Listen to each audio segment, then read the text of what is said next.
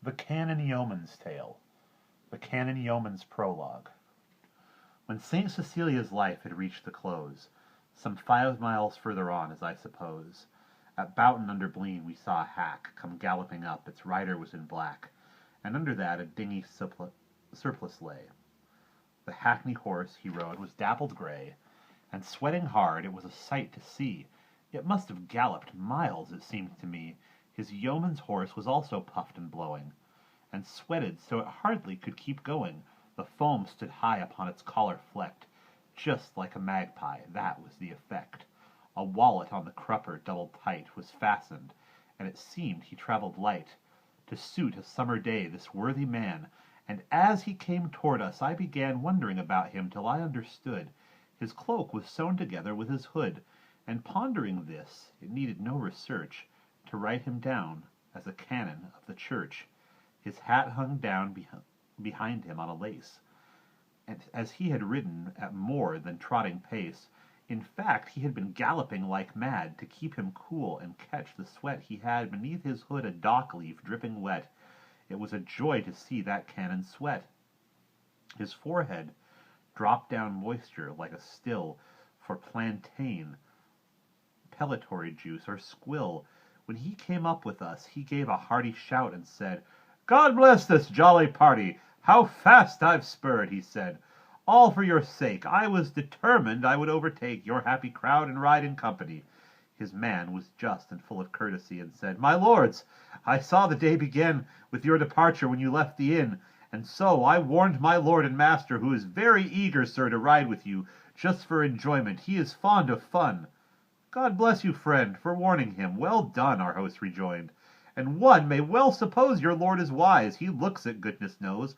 I'll wager he's high-spirited as well. Do you think he has a tale or two to tell, to brighten up our company this morning?" "He?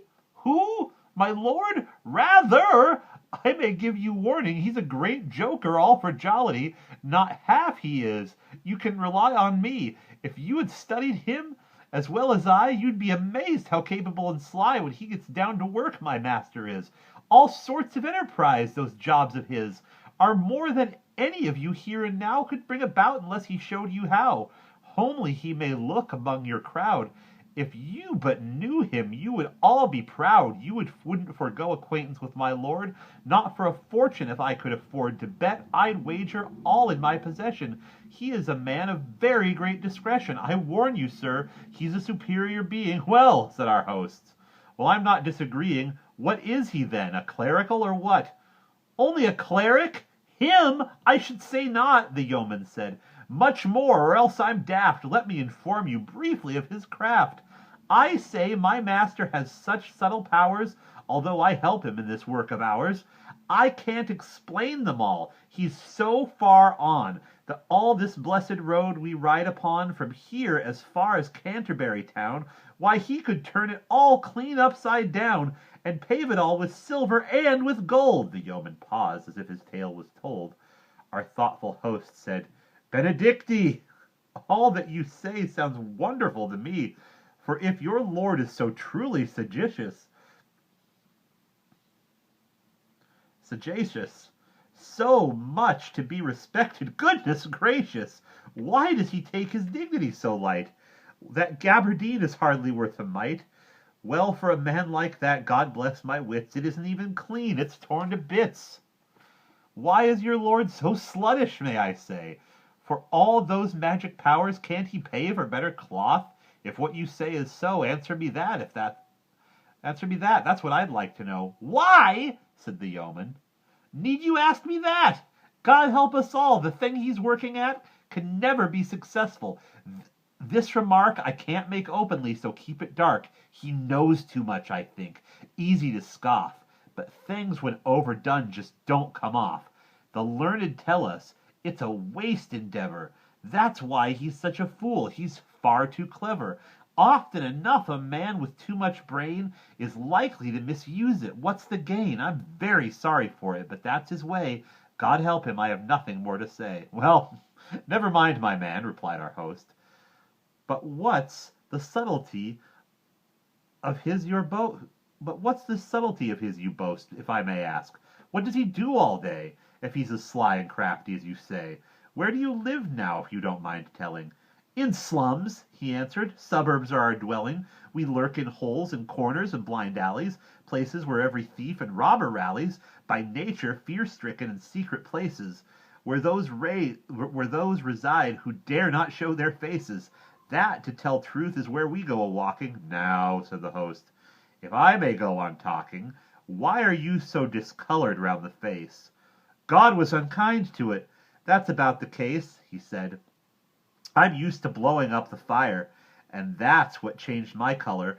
I don't inquire into complexions, mirrors, leave me cold. I work like mad at learning to make gold. We're always blundering, spilling things in the fire, but for all that we fail in our desire. For our experiments reach no conclusion, yet we keep plenty under that illusion, and borrow money, say £1 or 2 or 10 or 12, or even more will do. Or even more we do, and make them think that at the very least their money will be doubled or increased. Yet it's a lie, but still we live in hope. It might be managed somehow, on we grope. But the whole science lies so far ahead, it can't be overtaken. Though we said on oath it could, it slides away so fast, it will make beggars of us all at last. Now well his yeoman was enlarging thus. In came the canon, hearing him discuss, to listen closer. His suspicious head distrusted anything that people said. Cato has said a guilty conscience delves. The guilty think all talk is of themselves. That is the cause the yeoman drew in near. That was the cause the yeoman drew in near. That was the cause the canon drew in near. His yeoman, he was very keen to hear, and he addressed his yeoman, having heard. Hold your tongue! Don't speak another word, or if you do, you'll pay for it, do you see? You're slandering me before this company. What's more, you're telling things that should be hidden. Yeah, said our host. Go on, don't be forbidden. I wouldn't mind his threats if I were you. They're not worth anything. No more I do, he answered, when the canon realized that all his secrets were to be surprised.